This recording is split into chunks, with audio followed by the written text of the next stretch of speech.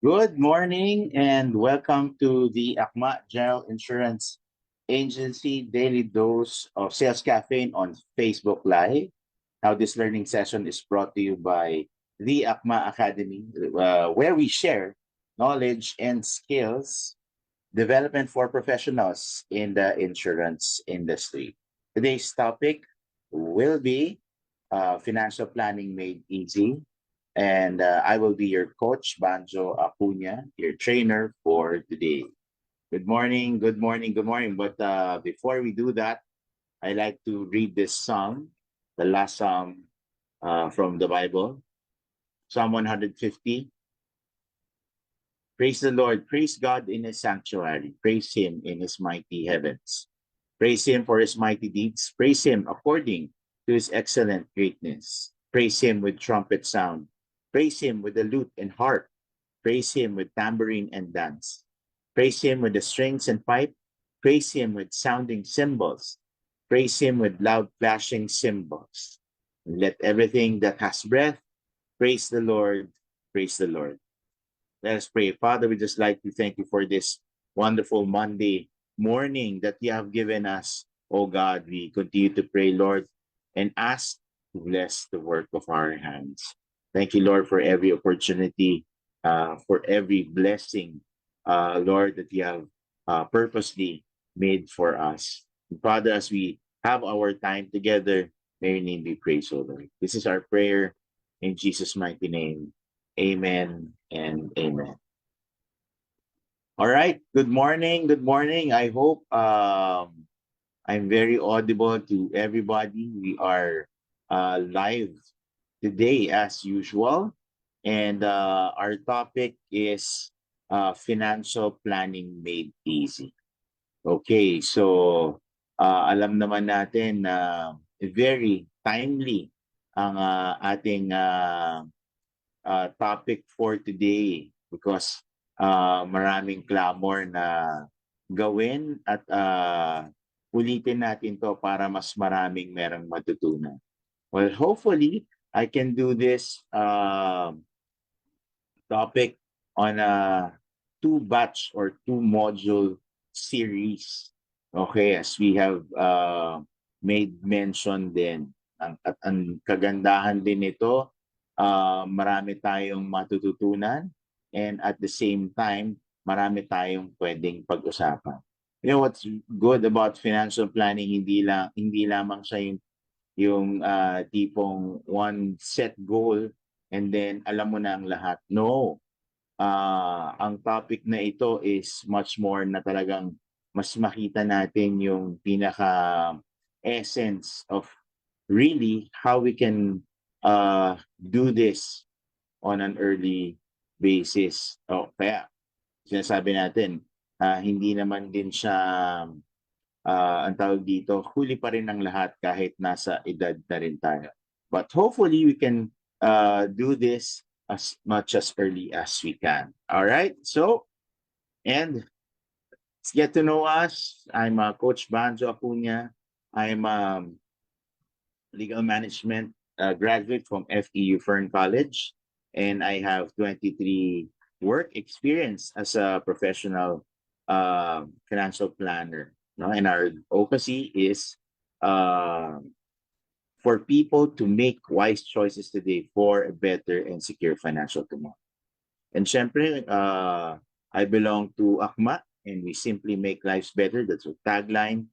ACMA is a bona fide corporation registered under the SEC, and we aim to provide proven system to ease the conduct of business in the financial industry. At ang vision namin to see Filipinos have an on-hand implemented executable financial plan with protection from any life's uncertainties. And syempre, we like to share very important to us, our core values. No, we put God first, family first, customer first, and partners first. No, and again, we believe that when we put God first, all other aspects and areas of our life will always be in order. Okay, so let's get started.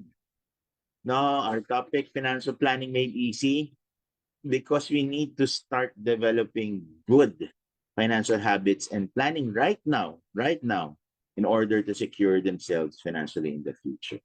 No? So together we will uncover some facts about why we may have problems keeping our finances in order. Yung man ang problema natin, di ba? Minsan talagang hindi natin naaayos ang finances natin. And syempre, we want to learn about simple ideas on how we can achieve our goals and create a roadmap to success. Now, according to this survey, okay, the World Bank found that only 25% of adult Filipinos are knowledgeable on basic financial concepts. No? In a global study by Standard and Poor's, no, the Philippines scored in the bottom 30, di ba? Out of 144 countries surveyed on financial literacy. Kung number 1 tayo sa traffic all over Asia, okay, or some parts of the world, number 1 tayo sa traffic. Pero we are bottom 30, okay, out of the 144 with financial literacy. Now, this is very alarming. Okay, very alarming. Ibig sabihin, dito meron po tayong problema, and that is not just a percentage of couple of people. Okay, but this is as a whole, yung po ang pinag-uusapan natin dito. In this rapidly changing world where financial decisions carry more weight than ever before, it is crucial for each one of us to not only define our financial goals, but also equip ourselves with the knowledge and tools necessary to achieve them today. Now, we have the opportunity to dwell in the realm of financial wellness to learn how we can change our mindset. Okay, yung po yung sinasabi natin, our mindset about how we manage and view our finances. Now, this is not a comprehensive training. Now, this is just an introduction. Okay? So, ano ba ang ibig sabihin ng financial planning? Ito po yung isang proseso of examining the entire picture of a person's finances. No? We want to establish goals and then align their finances in a way to achieve those goals because we want to utilize the market, tax and regulatory knowledge to help fulfill their goals in the most efficient way possible. Now, through the concept, it may sound simple, it is actually quite complex. No, every financial decision sa buhay natin impacts every other decision. Now, this interconnected, kung pagdudugtong-dugtungin natin, causes one poor decision to potentially have a cascading effect, no, sa ating ibang mga desisyon, lalo na pang pinansyal. Now, many times, people first realize their need for financial planning because they're going through a life transition, no, such as preparing for retirement, no, those like. Now, they have an immediate problem and syempre, kailangan ng tulong. It is a bit like going to the doctor with a flu or a leg pain. Now, though our issue is somewhat talagang, we feel something, pain or may sakit tayo, the doctor will still ask many questions about our health history. And syempre, kailangan natin magkaroon ng health check or health exam because the pain may not be originating with the leg, but minsan nagsa-start yan sa spine or whatever. Pero kailangan natin gawin ito ng tama. Financial planning can not only help with the symptom we are seeking to help for, but also identify the root cause or the root problem, okay, na kailangan maging aware tayo. All right? Now, let me begin with an important thought. Okay, actually, planning is biblical. No? Though financial planning is relatively new, the Bible has been around much longer and has a great deal to say about our finances. In fact, the Bible has over 2,350 verses that deals with money and making it the second most discussed topic. In Proverbs, God says that someone who plans well will foresee dangers and avoid them. But the foolish, okay, will rush ahead and do whatever's convenient and end up paying the penalty. Just as we can't build a home without blueprints, we can't have solid financial structure without plans. Being a good and faithful steward means being able to live on a budget and a short-term plan. And then we're able to look forward to see eventual needs and try to meet them on a long-term basis. And one of the most noble characteristics of an ant is the way they plan for the future. Katulad nga ng mga langgam, di ba? Alam naman natin na pag summer, nandyan maraming langgam. Different kinds of ants like the black ants or the red ants or yung mga antik na sinasabi natin. Okay? And one of the most characteristic of an ant is the way they plan for the future by storing food. No? So it is good use when it leads to the rainy season. And it's an example that we can follow as well. But God's words advises us to be planners for reasons beyond building a savings account or avoiding indulgence. Now, planning takes time, but it is necessary also, a necessary ingredient to successful living. Now, we plan our grocery list, syempre, di ba? Our vacation, yes, with our family. Okay, we plan our kids' sports activities, etc. So, why not our finances too? No, yun po yung pinaka-importante na talagang kailangan nating pagplanuhan. Alright, with regards with financial health check, okay, pag meron tayong nararamdaman, syempre, saan tayo pupunta? Sa doktor, pupunta tayo sa clinic, sa hospital, kailangan nating magpa-check. May nararamdaman ako eh. I don't feel good. I don't feel great. I felt pain. I felt shortness of breath, etc., etc. Now, dito naman sa financial planning, we need to have our financial health check. Now, every man's desire is to improve, syempre, their financial status. Now, with these levels, it requires determination. Now, for the people in Facebook Live or in our Zoom, okay, kailangan at least mag-participate po tayo dito. Alright? So, gusto ko lang tanungin, nasang level ba tayo? Okay? Number one, they say that are we in this level extremely confident? Now, if we are extremely confident, we have no worries with our finances. We have enough money, okay, saved, and we are confident that we are able to pay all our bills, okay, and still have money to save. No, we have no worries about money, yung sinasabi natin. And we can afford not to work for a few years. Sana all, di ba? Yung sinasabi natin. And syempre, importante rin, we can sleep soundly at night. No? Are we in this category? Are we extremely confident? No? And the second one, are we confident? So kanina, extremely confident. Number two, are we confident?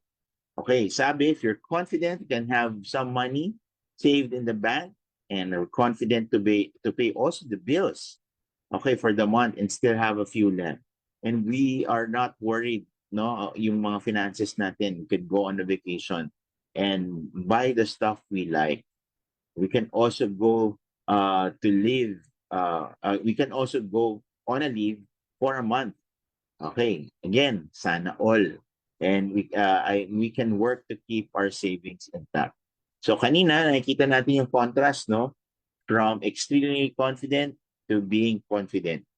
Okay? Now, for the people in Zoom, nandito ba tayo sa confident level?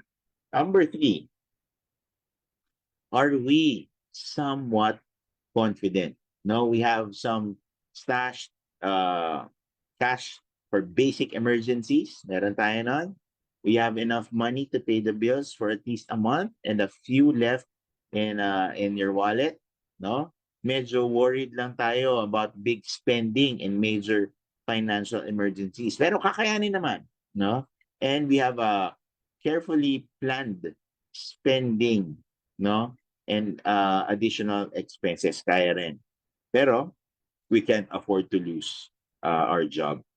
Are we somewhat confident. Nandito ba tayo sa category na ito? Okay? So, nandito na tayo sa third. Okay, third category. So, yung una, extremely confident, confident, and somewhat confident. Number 4, nandito ba tayo? Are we getting by? Okay, sabi dito, we have enough money in my payroll, ATM till the end of the month. Ngayon, 15. Monday, 15. Sumweldo na yung karamihan ng Saturday or Friday evening. Ayan. Okay, and pangalawa, sabi dito, but in this category, getting by, we can't afford any additional spending outside, no, na sa mga gastos kasi wala na tayong pambayad doon. We need to carefully track all spending to cover the needs of the month. Okay, we can't go on leave kasi mababawasan yung bayad sa atin and we need to get promoted to have a raise. Are we on this category? Getting by. Diba? Ito medyo mahirap-hirap na rin to. But on the last category, sige, backtrack again. Extremely confident, confident, someone confident, getting by, and lastly, are we hanging by a thread? Are we broke? I am broke, sabi nga dito. No? My salary is wiped out as soon as it reaches the ATM. And I may have to borrow from family or friends to last until the end of the month. Yung tipong nangihiram ka na ng pambayad. Bro, pare, sis, pahiram muna ng 1.5. Babalik ko sa sweldo. Okay, di ba? Sounds family? Sounds familiar? No? Sabi rin dito, I need another source of income to provide for my family's needs. And I cannot lose this job. Okay? Naandito ba tayo? Well, sad to say, sana hindi. Okay, or sana wala po tayo. Again, question is, nasan tayo financially? Nasan tayong level na yon? No? Are we on that extremely confident, somewhat confident, getting by, and hanging by at the end? Sige nga, kung bibiruin natin ang tadhana, wow, parang malalim ah. In the chat box, pakilagay nga kung nasang level na tayo doon. We can be brutally honest or we can just biro lang, nandito ako pero half mint. Okay? But setting goals is only the beginning. Now, we understand, okay? We understand the importance of translating these goals into tangible results. Of course, growing wealth is just one facet of the equation. It is equally important to master the art of financial management, not to nurture and safeguard the resources we accumulate through guidance and practical advice. Now, we want to explore the principles of budgeting and smart decision making.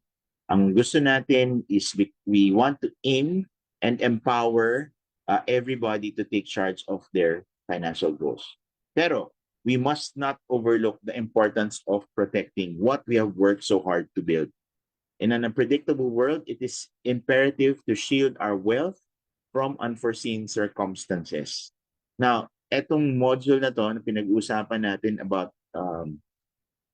this financial independence track, we will unravel, okay, the intricacies of risk management, insurance, ensuring that our hard-earned assets are safeguarded for years to come. So, sinasabi natin, the decisions we make today shape the landscape of our financial future para sa kinabukasan natin. Yung choice na ginagawa natin will be a big potential to either pave way for the security and abundance or lead us down a path of uncertainty pag hindi natin pinagplanuhan to na maigi. No? Ang sabi nga talaga, by making wise decision today, we lay a solid foundation for a secure financial future. We need to empower ourselves to fulfill all of these mga dreams natin, no? To also to protect our loved ones and embrace a life of financial well-being. Now, bakit ba nangyayari ito? Yun ang tanong parati. Bakit nangyayari na uh, many people are broke? Okay? Or are we just, getting by? Bakit hindi maayos ang aking expenses? Bakit hindi ako nakakapag-ipon? Let us share some facts later on. Pero sa tingin namin, as we have research, here are some reasons why saving money is hard. Okay? Consumer mentality. No? Always need to buy something. Filipinos are known as spenders rather than savers, buying items that they only want rather than what they need. Now, from the latest gadget, trendy clothes, and wait, sa gadget ba, ano ba ang mga bago ngayon? Bagong cellphone, nasa na ba tayo? Yung Huawei, mahal na pala noon. Okay, kala ko si Samsung at iPhone lang. Asang iPhone na ba tayo? iPhone 15 na ba or 16? I don't know. The trendy clothes. Okay, ano ba yung mga bago ngayon? Bagong sapatos na nakikita natin. Alright, so ang tawag dito, yung iba kasi parating gustong nasa uso.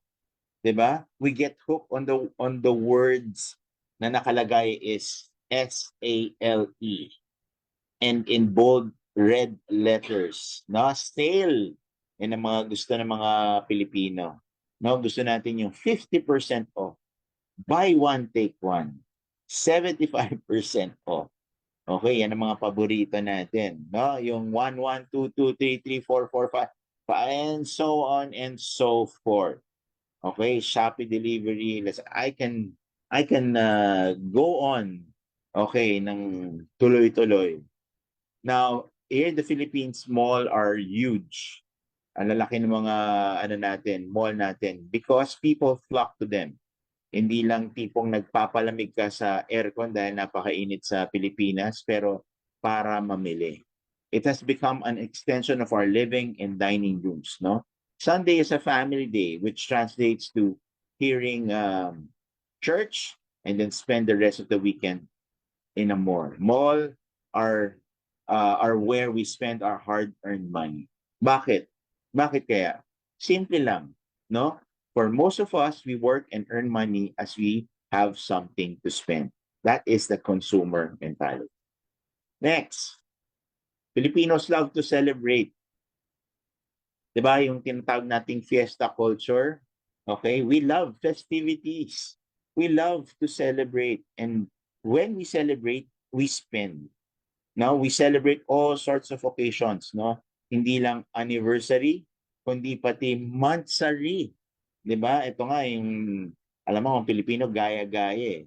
Hindi lang natin na ang tawag dito, sineselebrate ang birthdays, anniversary, pati gender reveal.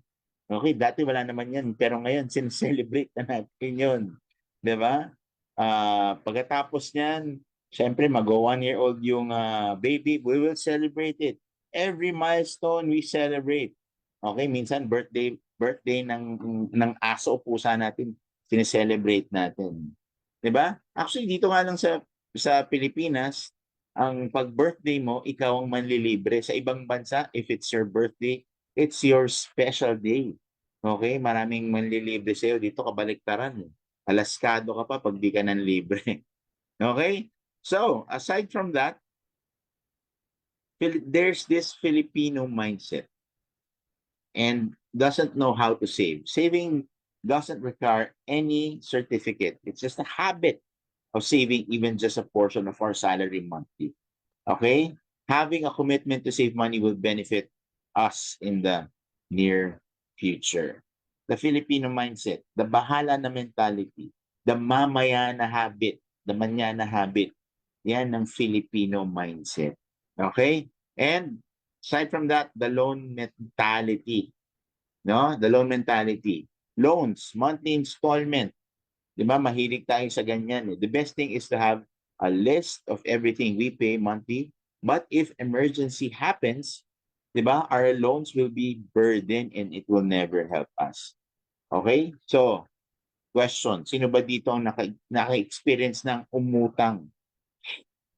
I think karamihan or siguro lahat naka-experience ng umutang. Either sa pamilya natin, kaibigan natin, 'di ba? Yung simpleng pautang naman ng 50 pesos, so bibili lang ako ng ganyan, bibigay ko mamaya. Naku, yun ang malaking budol na sinasabi nila. Or siyempre, sa mga loan shark, 'pag talagang gipit na or yung naiisip natin or naririnig natin or even yung sinasabi nating 5-6, okay? So, again, gano'n talaga, 'di ba? Yung loan mentality ng mga Pilipino. Now, lalo na 'pag nasa yung tinatawag ng petsa de peligro, okay? Ngayon, 15, baka kakasuweldo lang, meron pa 'yan. But after 5 days, it's a big oh no na ulit. Okay.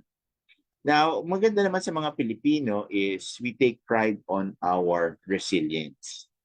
No, we take pride in our resilience. Now, we proudly declare that the word that Filipinos are very resilient, that we can survive every challenge that comes our way. And that because we are used to dealing with life's difficulties, we are expected to make it through the toughest kind of situations. No? Kaya-kaya ko yan, bahala na. 'Di ba? Pero, unfortunately, this has affected the way we look at our future. We would postpone saving money because we believe that we can always find ways to handle things in times of financial crisis. Worse, okay, we do not see the importance of saving at all because we are resilient. Na isang masaklap dyan din dito ay syempre, lack of knowledge. Kailangan natin pag-aralan or kailangan natin may matutunan pagdating po dito. And that's one of the reasons or 5 reasons why saving money is hard for most Filipinos. And what number says and what it matters, no? The number says it all. Yun ang gusto kong sabihin sa atin. Bigyan natin ng totoong facts. No? Yung sinabi kanina, yung heading natin, out of 144 countries, okay, we're the bottom 30 with regards with financial literacy. Nakaka-down kaya po yun. And only 42% of adults correctly identified inflation's effect on purchasing power and 30% on simple and compound interest. Ma, I think ngayon na-realize natin, lalo na sa mga breadwinners, if we are buying basic needs, bigas, gatas, sugar, coffee, gasoline or diesel, okay, or yung pag namamalengke tayo, manok, baka, baboy, we know and we feel, okay, yung purchasing power natin. We feel the inflation itself. So, totoo po yun. Okay? Nararanasan po natin yan. Aside from that, on insurance and investment, the Philippines insurance penetration rate has yet to exceed 2% despite the IC reporting worth 2 trillion of assets for the insurance industry. Okay, as well as 50% growth in premium income over the past 6 years. Okay, sabihin dito, out of 114 million Filipinos, 15% pa lang ang meron. Actually, tumaas ng konti because of the learning curve. Okay, kasi lahat ngayon naaaral na, nakikita na din with regards with in, di ba, in one click nga of the finger, you know everything na yun ang sinasabi. Pero kulang pa rin ang kumukuha ng insurance. And Filipino investors among adults rose to 36% from 25% in 2019.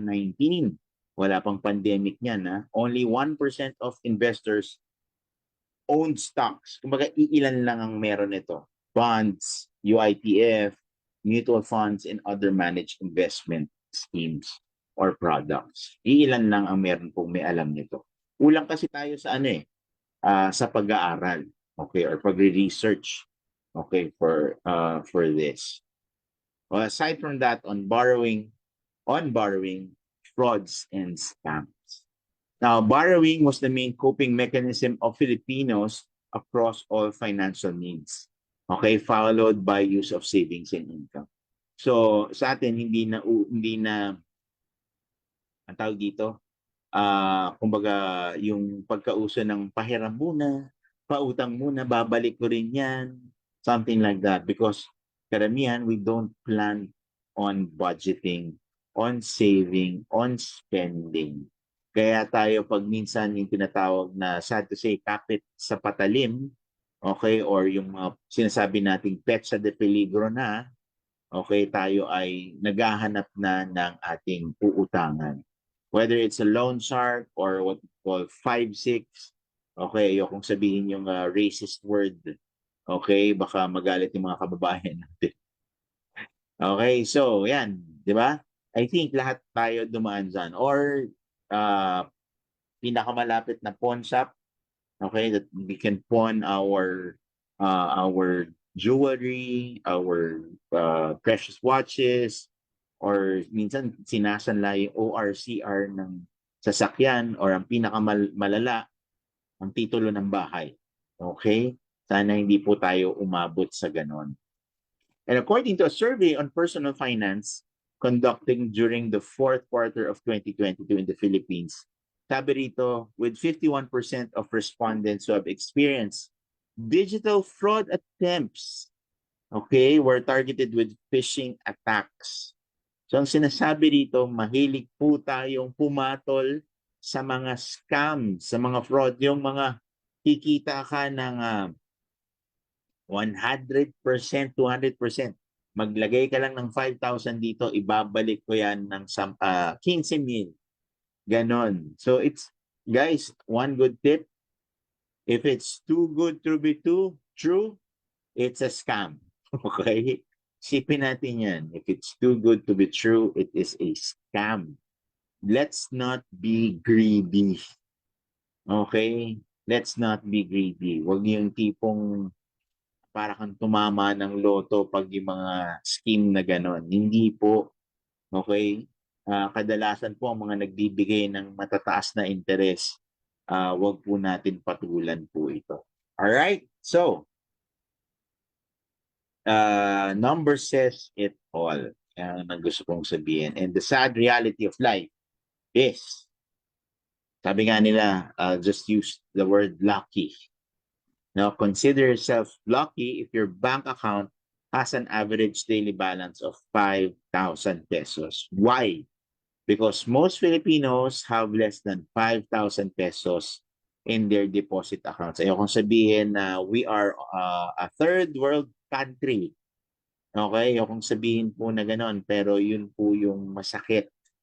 And this data shows that a lot of Filipinos are actually paying for service charges since most banks have a minimum maintaining balance. Magkano? 3,000 pesos. Kaya sinasabi natin, papalad ka kung meron kang 5,000 sa bangko. And believe you and me, only 14% of Filipino households have deposit accounts. What? Is that true? Yes. Okay? Yes. Lalo na sa mga taong or our Filipino, or mga kababayan natin na nasa probinsya. Okay? Dapat nga at least marami na sa atin ang nakakapag-transact inside the bank or just have deposit accounts. Okay?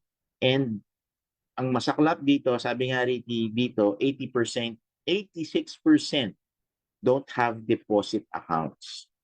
Pero nyo, ganun po ang masakit na katotohanan with regards with that. Dapat at least man lang nasa 90%. Adult Filipinos po ito ang pinag-uusapan natin.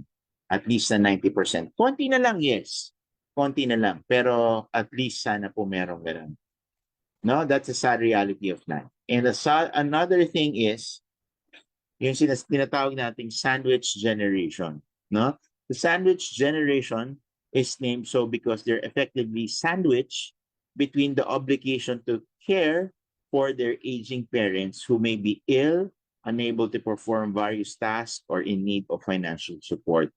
syempre, and meron ka pang mga anak who requires financial, physical, and emotional support. So, if you're a young parent, okay, and then you're supporting your um if you're a young couple and you are supporting your aging parents, and at the same time you have children, okay, no, yun ang sinasabing sandwich generation. And at the same time, hindi ka naman sinasabi tayo mga Pilipino, mahal natin ang mga magulang natin. We don't put them on a home or pinapaalaga natin sa iba. Siyempre gusto natin magkasama tayo. And hindi rin sinasabing masama ang magsuporta sa ating mga magulang because yun din ang tama, 'di ba?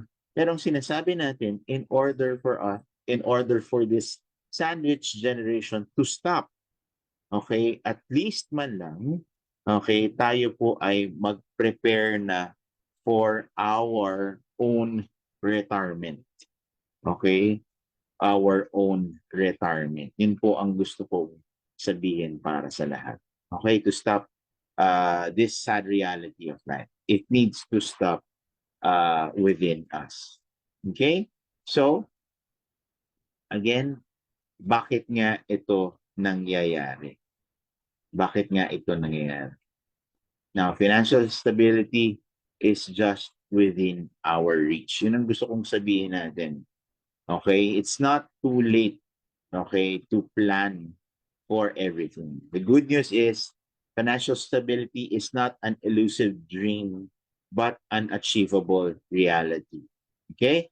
When we advocate and dedicate to teaching us how to avoid the pitfalls of unpreparedness and take proactive steps toward our financial goals. No? We have the power to grasp the reins of our financial future and forge a path of stability and success. Yun naman ang gusto natin dito. Di ba? We all have plans. No? And to achieve all of these plans, kailangan talagang sundin natin mabuti ito. And we have different life stages, of course. Nasaan po ba tayo rito? If we are single, okay, this means we have different needs. We're single, baka kakagraduate lang natin. We want to go on more vacations, buy stuffs like brand new technology, laptop, cell phone, or the new trends. Yan ang gusto ng single, di ba? And then if we are married or just got married, we're just, hindi naman sa nagbabahay-bahay lang, but planning for our own home, for future kids. Yan ang pinagpaplanuhan natin. And also growing family. Now, if we have growing kids na, okay, na pinoproblema na natin yung tuition fees. Okay, by this time siguro we have our first car.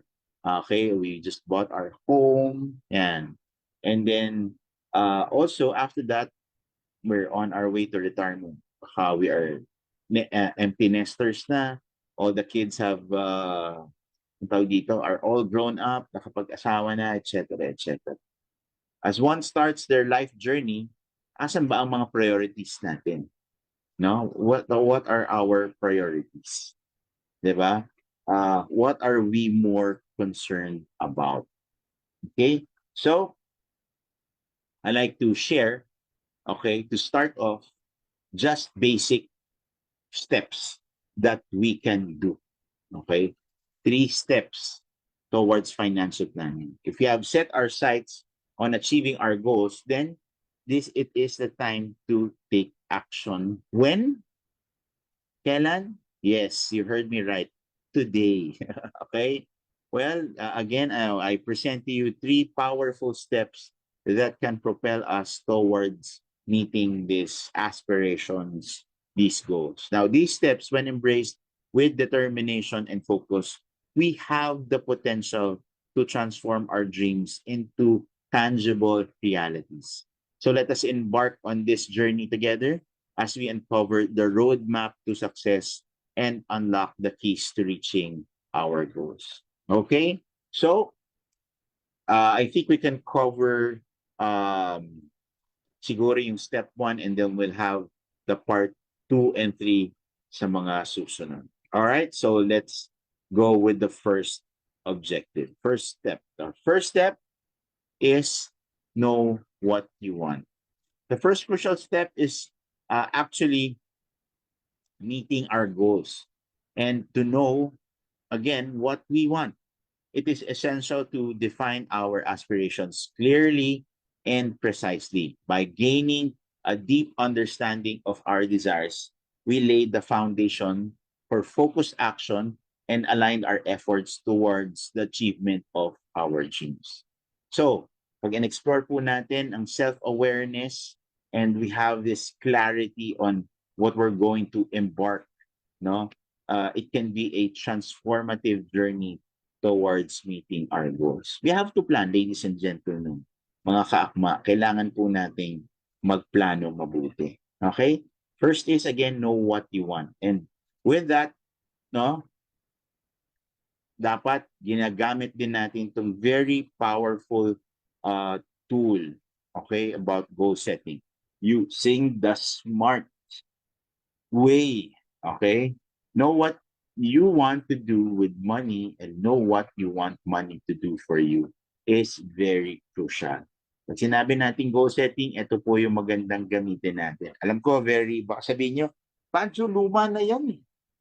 No? Yung SMART, no? Alam ko na yan. Yes, we know this. In theory, ang tanong ko, ginagamit ba natin? Most people, most wise and achieved people use SMART goals. Letter S, let's be specific on doing sa pagplano natin. It should be measurable, okay? At sana hindi naman ito, ang tawag dito, sobrang hirap that we can't attain it. It should be attainable. It should be realistic and also it should be time-bound. All right? So, ano bang benefits pag ginamit natin itong SMART goal setting, no? It gives us direction and inspiration. Planning without a goal is useless. Okay, nagplano ka, wala kang goal, is tinatawag doon suntok sa buwan or yung kantang come what may. Okay? So long-term objective sharpens our short-term action, sinasabi natin. One of the most effective steps nga, sinasabi natin, is using this.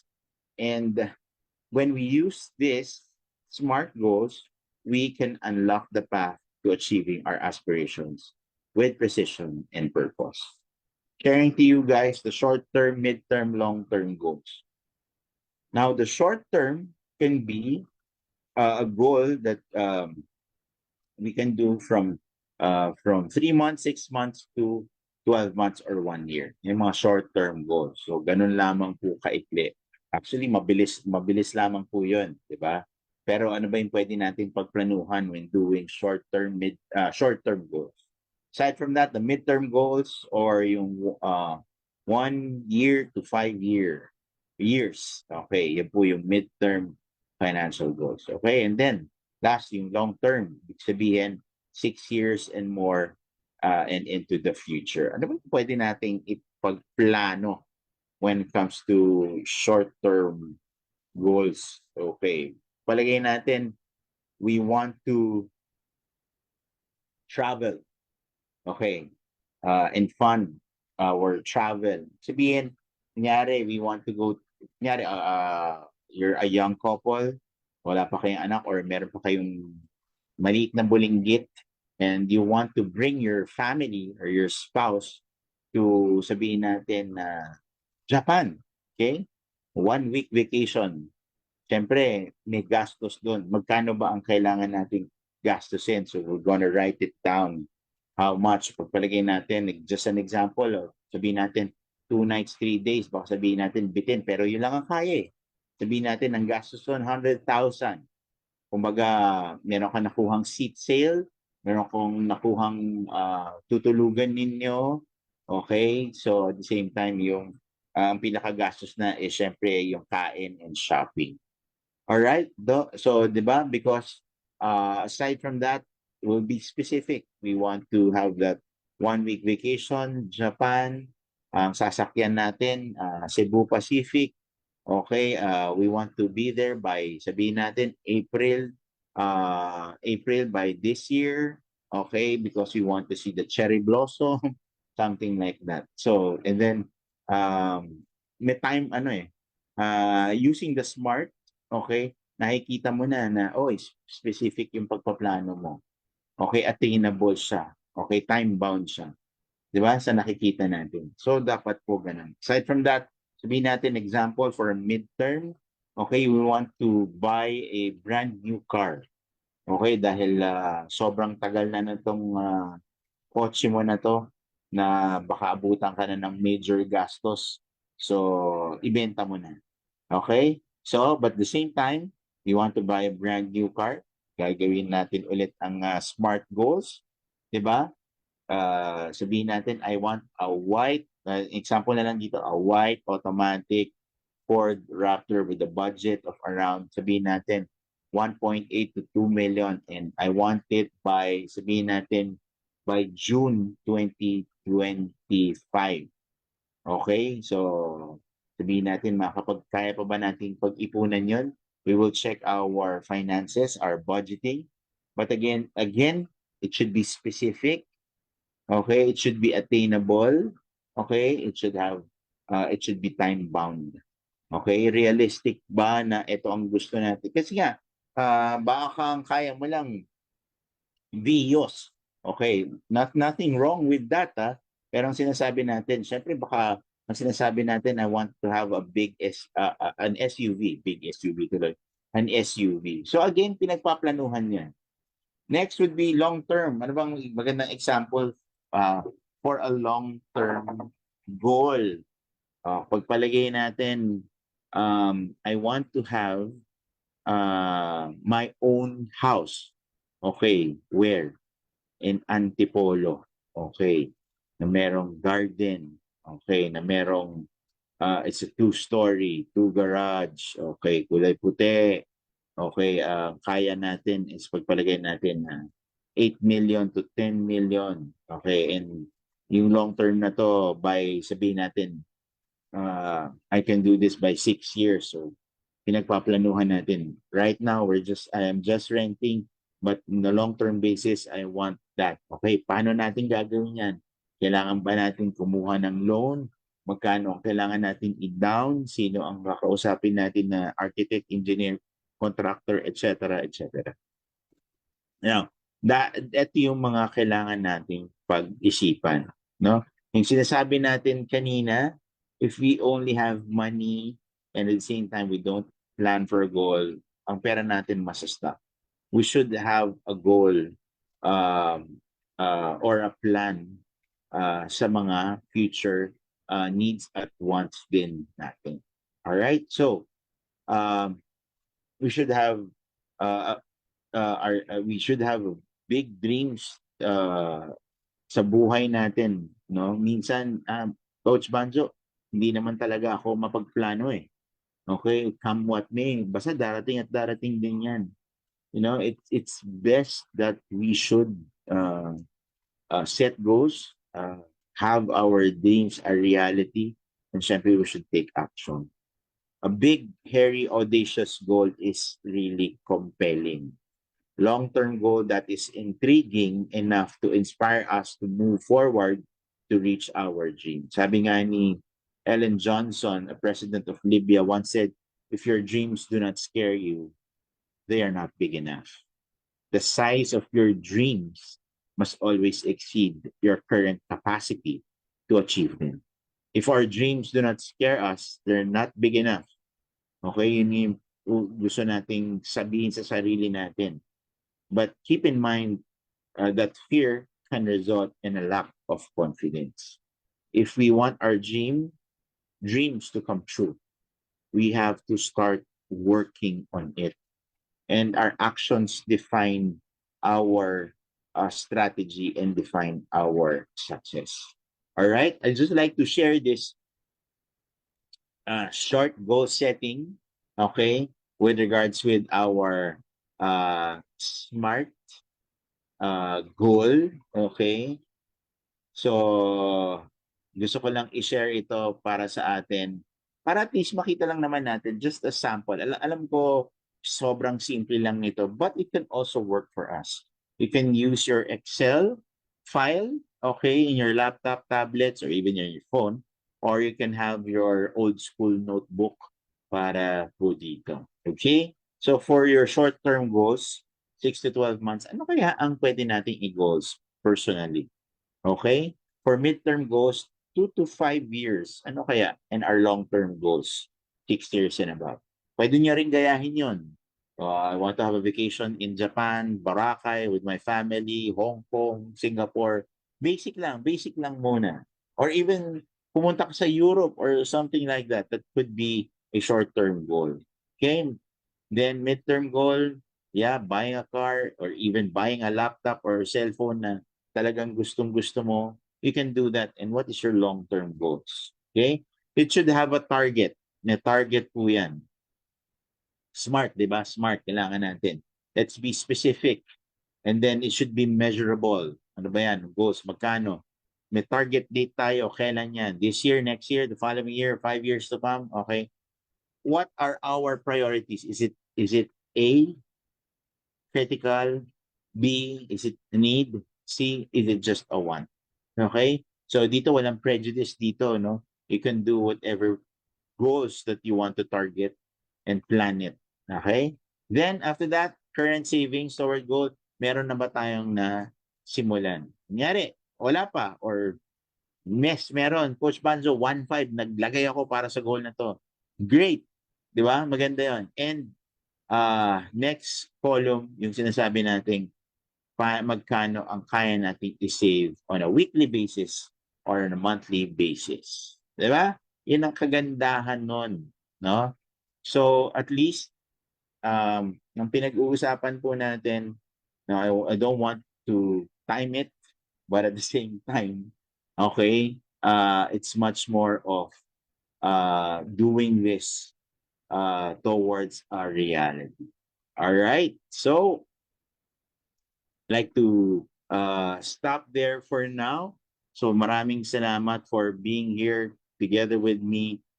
We will have a part 2 para dun sa step 2 and 3 for our financial planning made easy. Okay. So, paalala for this week, I know we have many programs, not just also in ACMA. Okay, 531. Okay, be active. Let's be active. And at the same time, okay, syempre yung mga with our life partner, Manulife, napakaraming mga pakulo. So hopefully this can be a great help for us to achieve our goals. No? So, shout out para sa mga nasa Facebook Live today and yung mga nasa live participating with me in Zoom. Thank you very much now. Again, thank you, Akma, and thank you for joining Akma Insurance Agency Facebook Live. We are live every day, Monday to Saturday, 8 o'clock on Akma's Facebook page. Now, please like and follow our Facebook and YouTube pages for our latest updates and contents. Don't start your day every day. Don't forget to start your day every day with a daily dose of CS Cato. This is Coach Banjo Cunha for Akma General Insurance Agency. Have a nice day. God bless everyone. Arkin, thank you. And ingat po tayo. Have a blessed Monday.